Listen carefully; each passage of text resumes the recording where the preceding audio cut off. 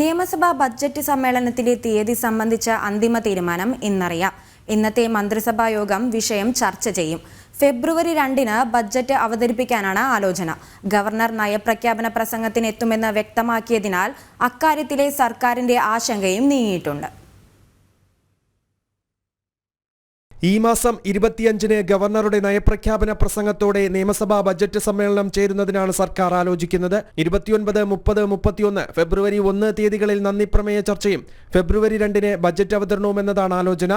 ഇന്ന് ചേരുന്ന മന്ത്രിസഭാ യോഗത്തിൽ തീയതികളിൽ അന്തിമ തീരുമാനമുണ്ടാകും. ഗവർണറുടെ നന്ദിപ്രമേയ ചർച്ചയോടുകൂടിയാണ് സഭ സമ്മേളിക്കേണ്ടത്.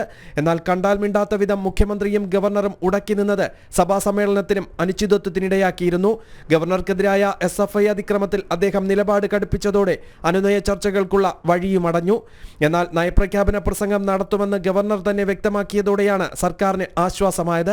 ഇന്നത്തെ മന്ത്രിസഭാ യോഗത്തിൽ തീയതികളിൽ തീരുമാനമായാൽ മന്ത്രിസഭ ഗവർണറോട് ഇത് ശുപാർശ ചെയ്യും. തുടർന്ന് ഗവർണറാകും സഭാ സമ്മേളനത്തിന് അംഗീകാരം നൽകുക. ജനം, തിരുവനന്തപുരം.